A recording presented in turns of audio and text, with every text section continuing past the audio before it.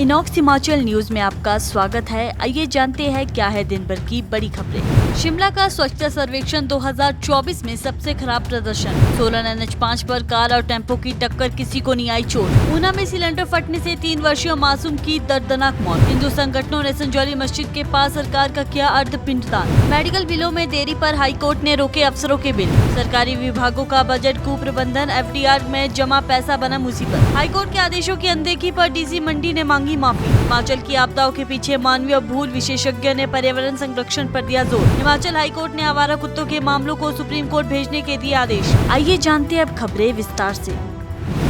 हिमाचल प्रदेश की राजधानी शिमला कभी देश के सबसे स्वच्छ शहरों में से एक था, लेकिन हाल ही में जारी स्वच्छ सर्वेक्षण रिपोर्ट में शिमला को 347वां स्थान मिला है, जो इसकी अब तक की सबसे खराब रैंकिंग है। शहर की इस गिरावट की वजह में हाईटेक सफाई मशीनरी का गलत उपयोग और जनप्रतिनिधियों की उदासीनता प्रमुख है। हालांकि शहर के नागरिकों ने सफाई व्यवस्था को अच्छा बताया, लेकिन कचरा प्रबंधन, जल स्रोतों की सफाई जैसे महत्वपूर्ण विषयों में शिमला पिछड़ा गया है।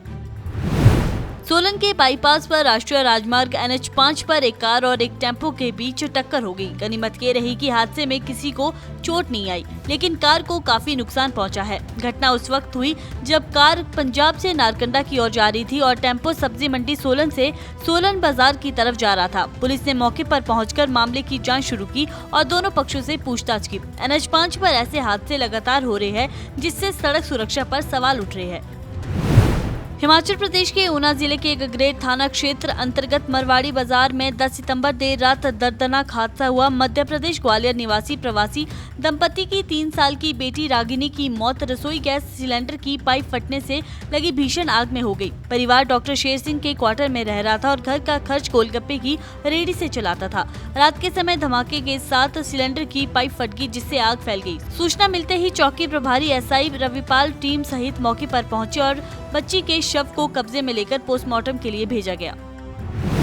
हिमाचल प्रदेश की राजधानी शिमला के संजौली इलाके में मस्जिद विवाद को आज 1 साल हो गया है। इस अवसर पर कई हिंदू संगठन मस्जिद के पास एकत्रित हुए और सुक्खू सरकार के खिलाफ विरोध प्रदर्शन किया। प्रदर्शन के दौरान हिंदू संगठनों ने सुक्खू सरकार, वक्फ बोर्ड और सनातन विरोधियों का अर्धपिंडदान किया। देवभूमि संघर्ष समितियों के नेताओं ने प्रशासन पर आरोप लगाते हुए चेतावनी दी कि सरकार ने मस्जिद के मामले में समय रहते कोई कार्यवाही नहीं की तो भविष्य में विरोध और उग्र रूप लेने की संभावना है।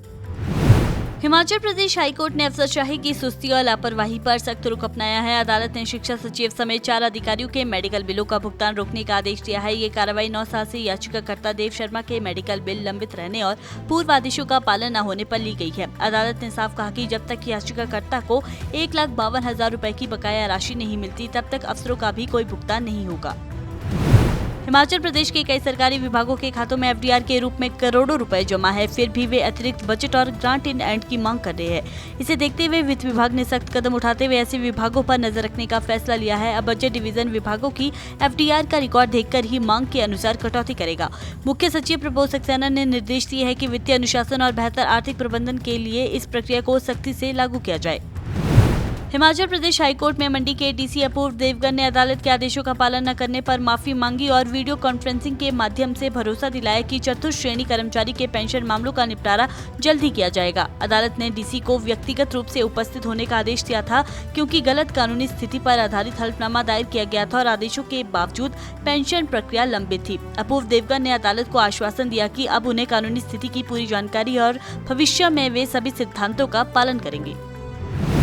हिमाचल में प्राकृतिक आपदाओं के पीछे मानवीय लापरवाही भी जिम्मेदार है। मोहल स्थित जीबी पंत राष्ट्रीय हिमालय पर्यावरण संस्थान में आयोजित 12वें हिमालय व्याख्यान के दौरान विशेषज्ञ ने चिंता जताई कि बादल फटना, बाढ़ और भूस्खलन जैसी घटनाओं में इंसानी भूलों की बड़ी भूमिका है। पूर्व PCCF डॉक्टर गुरिंदरजीत सिंह गोराया ने कहा कि लोग पेड़ काटकर घर बनाते और बाद में आपदाओं को प्राकृतिक कह देते हैं। उन्हें पर्यावरण संतुलन के लिए पेड़ बचाने और वाटरशेड व वन संरक्षण पर एकीकृत प्रयास की जरूरत पर बल दिया। हिमाचल प्रदेश हाईकोर्ट में आवारा कुत्तों की नसबंदी और टीकाकरण से जुड़े मामलों की सुनवाई के दौरान खंडपीठ ने कहा कि चूंकि ऐसे ही मामलों में सुनवाई सुप्रीम कोर्ट में पहले से चल रही है, इसलिए हिमाचल हाईकोर्ट में लंबित सभी याचिकाएं सुप्रीम कोर्ट भेजी जाएगी। केंद्र सरकार ने अदालत को बताया कि एनिमल बर्थ कंट्रोल एक्ट 2023 के अनुसार टीकाकरण के बाद आवारा कुत्तों को उसी स्थान पर छोड़ना अनिवार्य है। हालांकि पहले हाईकोर्ट ने इन नियम पर पुनर्विचार करने को कहा था ताकि बच्चों और बुजुर्गों की सुरक्षा सुनिश्चित हो सके।